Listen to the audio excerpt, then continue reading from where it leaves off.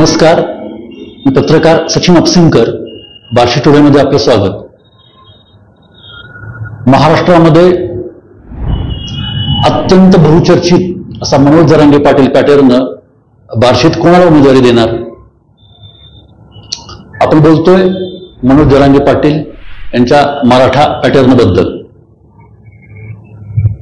गेल्या वर्षभरामध्ये या महाराष्ट्राचं राजकारण हे राजकारणातलं कोणतंही सत्ता केंद्र आणि सत्ता पद जवळ नसताना कोणत्याही राजकीय नेत्यापेक्षा स्वतःभोवती खिळवट ठेवण्यामध्ये यशस्वी ठरलेले मराठा समाजाचे संघर्ष योद्धा, मराठा समाजाला भूतो न भविष्यती अशा प्रकारे एकत्र करणारे मनोज जरांगे पाटील. आज आपण पाहतोय की मनोज जरांगे पाटील जेव्हा त्यांच्या अंतर्वली सराटीला उपोषणाला बसतात तेव्हा या राज्याचं, या देशाचं आणि काही वेळेला आंतरराष्ट्रीय मीडियाचं लक्ष हे त्यांच्या उपोषणाकडे आणि त्यांच्या वक्तव्यांकडे असतं. या राज्यामध्ये लोकसंख्येने बहुसंख्य असलेल्या मराठा समाजामध्ये शैक्षणिक, आर्थिक आणि इतर बाबतीमध्ये असलेले जे काही मागासलेपण आहे ते लक्षात घेऊन मराठा समाजाला सरसकट आरक्षण मिळावं, ते ओबीसींच्या कोट्यातून मिळावं, ही मागणी मनोज जरांगे पाटील यांनी लावून धरली आहे. हे आपल्या सर्वांना माहीतच आहे. या मागणीच्या बाबतीमध्ये मनोज जरांगे पाटील यांनी अत्यंत लोकशाहीतील अतिशय सनदशीर असा मार्ग वापरला. या मार्गामध्ये आत्मक्लेश आहेत, एक त्याग आहे. मनोज जरांगे पाटील यांनी आपल्या उपोषणाच्या माध्यमातून सामाजिक चळवळीमध्ये कोणताही लढा हा शांततामय मार्गाने, अहिंसक मार्गाने, सत्याग्रहाच्या मार्गाने कसा लढवायचा असतो हे दाखवून दिलं. आपल्या सर्वांना माहीत आहे की मनोज जरांगे पाटील यांनी उपोषण केले, त्यांच्या गावामध्ये आंदोलन झालं, तिथं आंदोलकांवर जो गोळीबार झाला, त्यानंतर राज्यभरामध्ये त्याचे पडसाद उमटले. राज्याच्या अनेक नेत्यांनी मनोज जरांगे पाटील यांच्यावर चर्चा करून या प्रश्नावर तोडगा काढण्यासाठी भेटी घेतल्या. परंतु आज तरी मनोज जरांगे पाटील यांच्या मागणीबाबत अद्यापही ठोस असं काही घडलेलं नाही. आज कुणबी प्रमाणपत्र दिली जात आहेत, परंतु मराठा समाजाच्या बाबतीमध्ये, आरक्षणाच्या बाबतीमध्ये एक कायमस्वरूपी हा निर्णय विधिमंडळामध्ये घेतला जावा याबाबत मनोज जरांगे पाटील हे आटोकाट प्रयत्न करत आहेत. आता आपल्याला या लढ्याची सर्व सद्यस्थिती माहीत आहे. त्यांनी या प्रश्नाला भारतीय जनता पार्टीचे राज्यातले प्रमुख नेते तथा राज्याचे विद्यमान उपमुख्यमंत्री देवेंद्र फडणवीस हे अडथळे आणत आहेत. त्याचप्रमाणे ते मुख्यमंत्र्यांवर दबाव आणत आहेत असाही आरोप अलीकडे केला आहे. त्याचप्रमाणे या प्रश्नाच्या बाबतीमध्ये झाले ते शुक्राचार्य कोण आहेत या संदर्भातही त्यांनी वक्तव्य केली आहेत. आता सध्या राज्यामध्ये मनोज जरांगे पाटील यांची मागणी ही अवैध आहे, ती ओबीसींच्या हितरक्षणाच्या बाबतीमध्ये घाला घालणारी आहे असं ठामपणे म्हणत छगन भुजबळ यांनी राज्यभरामध्ये दौरे केले आहेत, त्यांनी सभा घेतलेल्या आहेत. मनोज जरांगे पाटील आणि छगन भुजबळ आणि इतर काही ओबीसी नेते यांच्यामध्ये जे काही आरोप प्रत्यारोप झाले, जे काही वक्तव्य झाली, या प्रसाराला माहीत आहेत. वंचितचे नेते डॉक्टर प्रकाश आंबेडकर यांनी केलेली वक्तव्य आपल्याला माहीत आहेत. आज नुकतेच या राज्यामध्ये ज्यांना अत्यंत आदराचं स्थान आहे असे छत्रपती संभाजी महाराज यांची आणि मनोज जरांगे पाटील यांची भेट झालेली आहे. आणि भविष्यामध्ये राज्यात मनोज जरांगे पाटील यांनी घेतलेल्या राजकीय भूमिकेबाबत तर कोणत्या घरामध्ये घडतायत याकडे सर्व राज्याचं लक्ष आहे. मनोज जरांगे पाटील पॅटर्न हा जसा राज्याच्या सर्व भागांमध्ये प्रभावी ठरतोय, लक्षणीय ठरतोय, मराठा समाज मन हे त्यांच्या आंदोलनामुळे पूर्णपणे ढळून निघालं आहे. त्यांच्या शांतता रॅलींना राज्यभरामध्ये उत्स्फूर्त प्रतिसाद मिळतो आहे. सोलापूर जिल्ह्यामध्येही नुकतीच त्यांनी शहरामध्ये जी रॅली काढली त्या रॅलीलाही हजारो लोकांचा प्रतिसाद मिळाला, या प्रसारांना माहीत आहे. आता मनोज जरांगे पाटील हे 29 ऑगस्टला ठामपणे उमेदवारीच्या बाबतीमधला निर्णय घेणार आहेत. आता सध्या ती प्रक्रिया देखील अंतर्वेळेसाठी येथे सुरू झालेली आहे. राज्यभरातले वेगवेगळ्या विधानसभा मतदारसंघातले मराठा समाजातले इच्छुक उमेदवार हे त्यांना भेटतायत. आता आपण बोलूयात बार्शीकडे. बार्शीमध्येही मराठा समाजाच्या आरक्षणाच्या मागणीबाबत हा समाज अत्यंत संवेदनशील आहे. बार्शी तालुक्यामध्ये वेगवेगळ्या संस्था, संघटनांचे पदाधिकारी आणि कार्यकर्ते एक मराठा लाख मराठाचा गजर करत, पूर्णपणे ऐक्याचं प्रदर्शन करत या ठिकाणी वेगवेगळी आंदोलने, निदर्शने, उपोषणे करत आहेत. बार्शीमध्ये या आंदोलनामध्ये उत्स्फूर्त सहभाग घेणाऱ्या कार्यकर्त्यांची संख्या ही मोठी आहे. परंतु त्यातली काही नावं ही सामाजिक संघटना या स्तरावर आहेत, काही मंडळींना राजकीय पार्श्वभूमी पण आहे. त्यापैकी काही मंडळींची नावं ही मनोज जरांगे पाटील यांचे अपेक्षित उमेदवार म्हणून चर्चेली जात आहेत. या उमेदवारांच्या पाठीमागं कोणतं पाठबळ आहे? त्याचप्रमाणे एक मुद्दा आपल्याला या ठिकाणी स्पष्टपणे मांडला पाहिजे. बार्शीचे आमदार राजाभाऊ राऊत यांनी देखील आंतरसरावरी सराटे येथे जाऊन मनोज जरांगे पाटील यांची भेट घेतली. त्यांनी त्यांच्या आंदोलनाला नैतिक पाठिंबा दिला. त्याचप्रमाणे या प्रश्नावर राज्य सरकार मधील एक आमदार या नात्याने आपण समन्वय साधण्यासाठी, सुसंवाद साधण्यासाठी, तोडगा काढण्यासाठी चर्चा करू अशी भूमिका घेतली. त्यांचं अंतर्वेळी सराटीला त्यांनी घेतलेल्या भेटी, त्यांचं जाणं येणं या प्रसारांना माहीत आहे. पण तरी देखील बार्शीमध्ये मनोज जरांगे पाटील हे उमेदवार उभे करतील का याबाबत उत्सुकता आहे.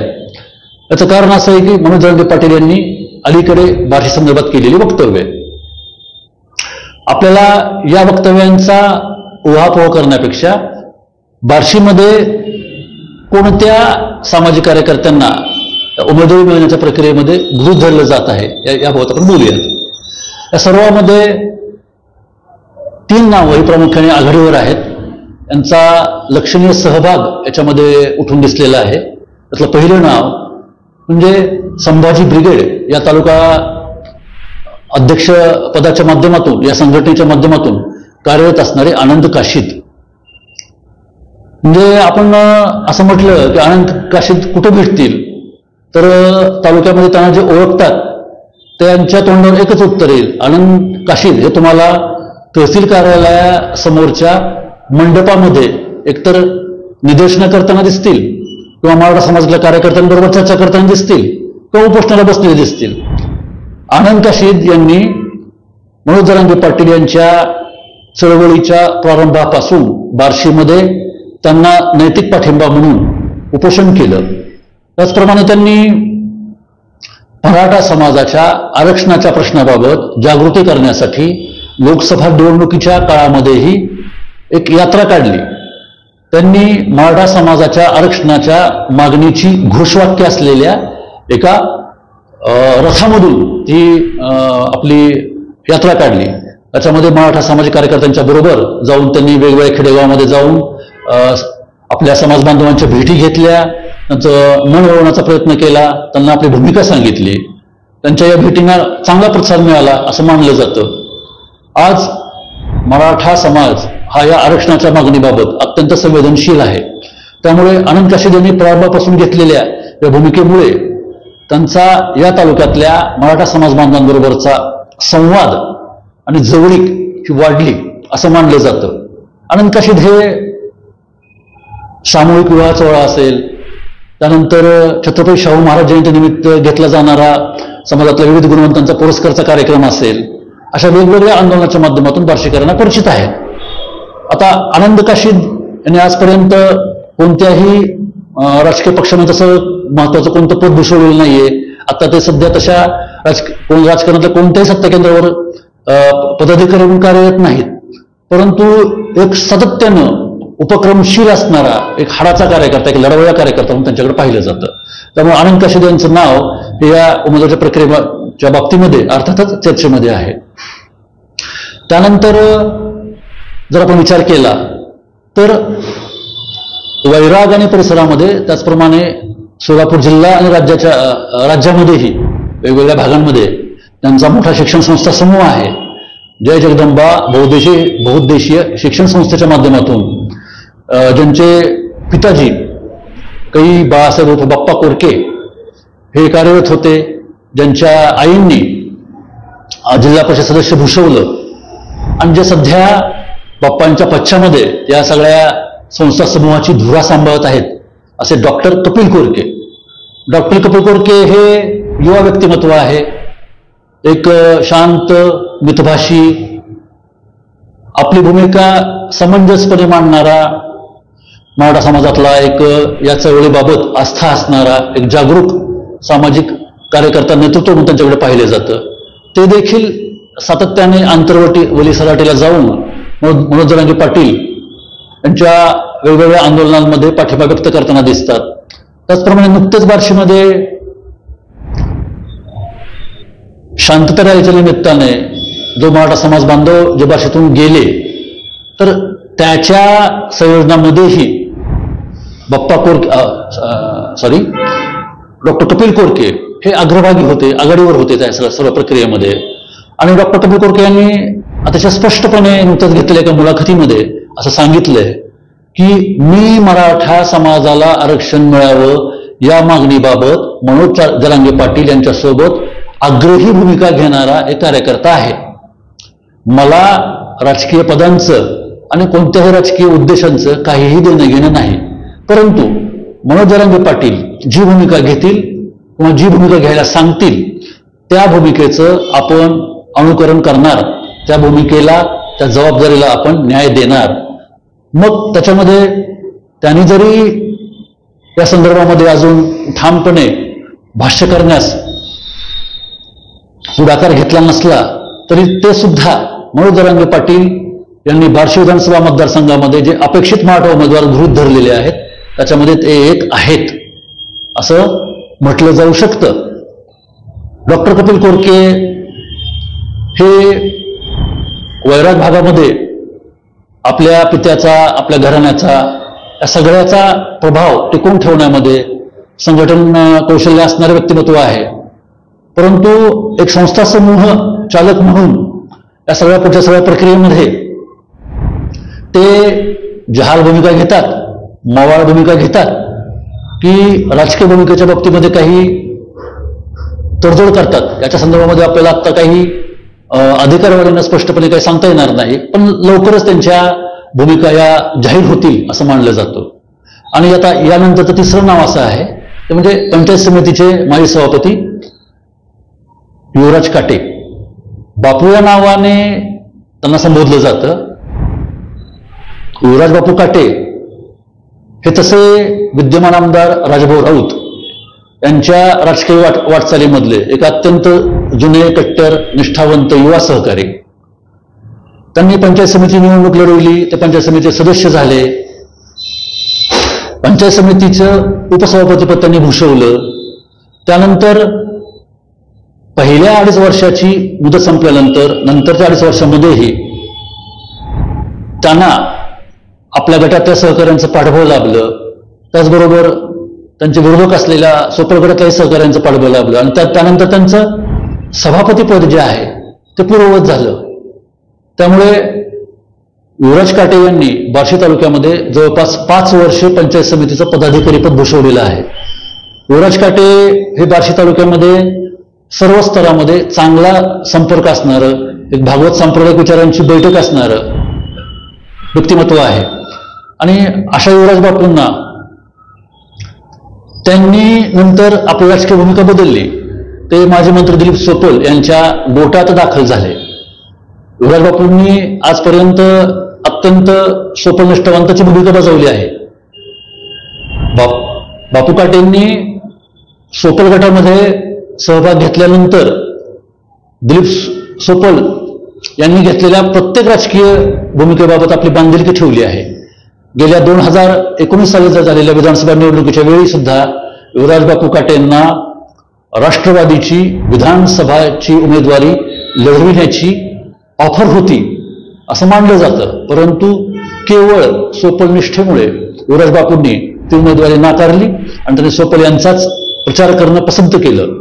आता सध्या सुद्धा गेल्या 5 वर्षाच्या कार्यकाळामध्ये युवराज बापूंच्या राजकीय भूमिकेबाबत वेगवेगळे चर्चा, वेगवेगळे तर्क निर्माण झाले.